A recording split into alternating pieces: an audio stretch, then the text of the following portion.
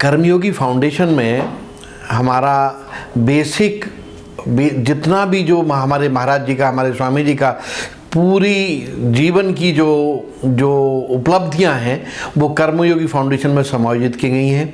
इस कर्मयोगी फाउंडेशन के 5 दूसरे उपखंड बनाए हुए हैं, जिनमें से एक उपखंड है प्रणाम भारत। प्रणाम भारत में भी 3 इनकी शाखाएं हैं, 3 तरह की इसमें काम है।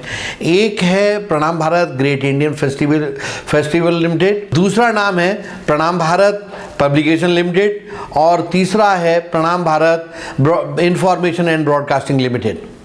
इन सारे प्रकल्पों में हमारा मूल उद्देश्य है कि हम अपने देश की, हम अपने ऋषि मुनियों के ज्ञान को और स्पेशली जो महाराज जी ने इस समय अपने तप बल से जो समायोजित किया है उसको हम हमारे देश की प्रगति में किस तरह से बांट सकें।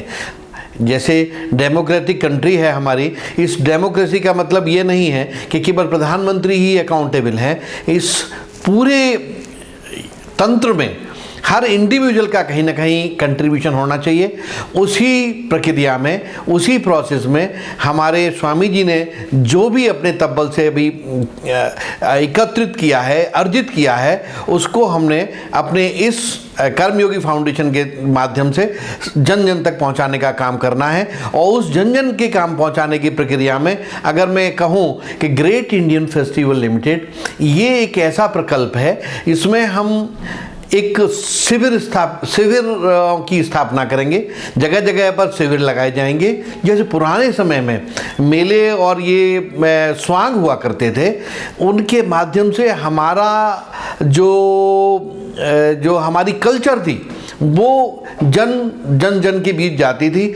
अब उसको थोड़ा सा अपग्रेड करके हमने ऐसा किया है कि जिसमें हम जो वेस्टर्नाइजेशन की एक कालिक सर पे धरकी सी आ गई है उसको कैसे हटाएं और उसको हम अपनी वैदिक ऋषियों की, हमारी वैदिक मान्यताओं से कैसे फुलफिल करें।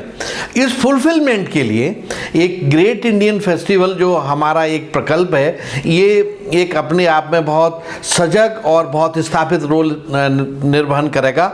और इसके निर्वहन में हमारी जो प्रक्रियाएं होंगी उसमें हम आयुर्वेद से लेके आयुर्वेदा, योगा, वेद और वेद से सारे सकल समाज के अंदर किस तरह से किन किन तरीकों से समाज के लिए हम भला कर सकते हैं, वो प्रक्रिया हमने शुरू की है। तो जहाँ तक और इसे मैं आगे पहुँचाने की बात करूँ, ग्रेट इंडियन फेस्टिवल में हम इंडियन कल्चर के साथ साथ जो हमारी डिमांडिंग इश्यूज हैं सोसाइटी के, उनको भी इसमें एड्रेस करेंगे। उसमें स्वामी जी अपने वेदों के माध्यम से, वेदों की सशक्त प्रमाण के साथ इस बात को स्थापित करेंगे कि हम इस कुरीति को, इस ईविल को, इस बीमारी को इस तरह से एड्रेस कर सकते हैं। तो एक ये रहा हमारा इस प्रकल्प का सबसे बड़ा उद्देश्य। बेसिकली कोई भी प्रकल्प है जनमानस में एक सुधार लाने के लिए, जनमानस की लाइफ स्टाइल चेंज करने के लिए, उसमें इम्प्रूवमेंट लाने के लिए, ये हमारा बेसिक मुद्दा है। इसी मुद्दे के तहत ग्रेट इंडियन फेस्टिवल। अब दूसरा, ग्रेट इंडियन फेस्टिवल में हमारे पास जो इन्फॉर्मेशन है वो कहाँ से आएगी, वो उसके लिए हमने एक पब्लिकेशन का एक डिवीज़न बनाया है, जिसमें हम प्रणाम भारत पब्लिकेशन लिमिटेड करके इसमें बहुत सारा ज्ञान जो महाराज जी ने अर्जित किया है उसको उसका पब्लिकेशन ला रहे हैं। और इन पब्लिकेशन में जैसे एक उदाहरण के तौर पर प्रणाम वेदों को, रसोई विज्ञान, गंगा तुझे प्रणाम, प्रणाम आयु शक्ति, इस तरह के बहुत सारे हमारे पुस्तकें हैं जिनका पब्लिकेशन होगा और जिनका पब्लिकेशन करके हम हमारे इस ज्ञान को इस पब्लिकेशन के थ्रू, इन फेस्टिवल्स के थ्रू,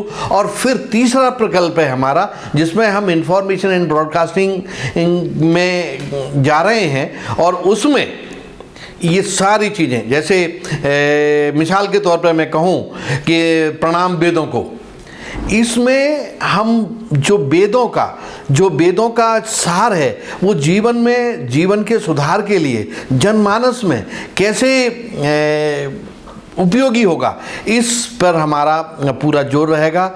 दूसरा हमारा इसी में है प्रणाम स्पिरिट ऑफ इंडिया।